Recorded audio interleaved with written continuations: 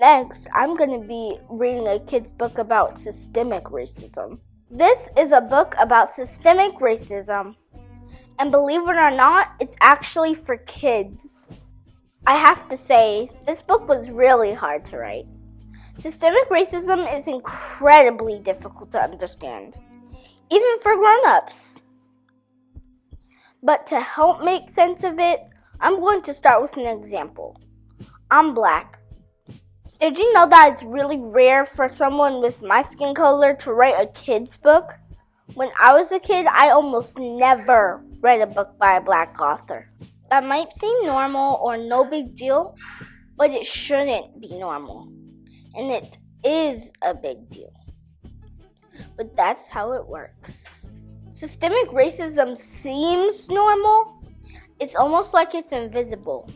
Something that's always around, but you never quite see it, unless you look really hard. So my hope with this kid's book is to help you not only see it, but want to do something about it. You might already know what racism is. It's when someone is excluded, treated badly, or hated because of their race or skin color. Systemic racism is when racist ideas are built into laws, schools, stories, and other institutions in a way that collectively makes life much harder for people of color. Let me give you some more examples. When I was a kid, the only people on TV that looked like me were athletes, comedians, or rappers. When I was in school, I was suspended for things that my white friends often were not. When I was in class, I never had a teacher that looked like me until I went to college.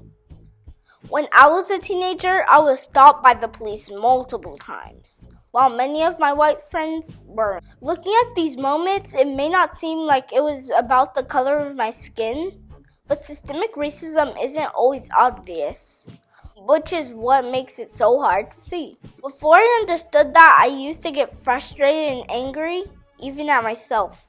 But as I grew up, I noticed I wasn't the only one experiencing this.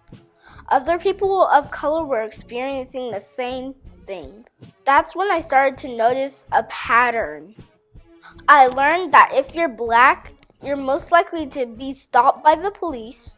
It can be harder to get a job. It can be more difficult to buy a home.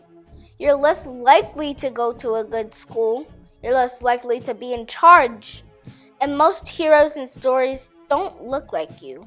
As you read these things, you might feel sad or even angry.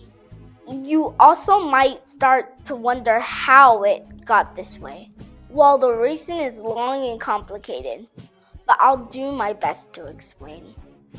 Since the start of our countries, many people with white skin whose families came from Europe were given land, opportunity, and access to money, while people of color, those with black and brown skin, and the indigenous people that lived on the land before white people arrived, were attacked, killed, and sold into slavery. Then, even after they fought for their freedom, people of color still didn't have as many rights. They still had more obstacles and experienced a lot of discrimination. New laws were even created to make life harder for them because many white people didn't want to share. Over time, the value of land and money increased, which gave white people more and more for their kids, grandkids, and so on. Today, this unequal balance of who has land, money, power, and rights still exists and affects people of color. It affects their ability to start their own business and donate their money to good causes. It affects the amount of money that is put into building schools and hiring great teachers. It affects their ability to speak their own languages and preserve their cultures. It affects their ability to tell their own stories or make their own TV shows and movies. It affects who has access to medicine and good doctors. It affects how they are treated by the police, government, and court system. All of these things are the result of systemic racism. And even though people of color have more equality today than they ever have, new forms of systemic racism are created all the time. We need to change the system and erase the racist ideas that live in our laws, schools, stories, and other institutions. We need to create ways for people of color who have been left behind for so long to catch up so that money, land, great schools, quality doctors, and basic rights are equally available to everyone. Systemic racism isn't new. It's just hard to see. But once you do, it's hard to ignore. So practicing systemic racism every day.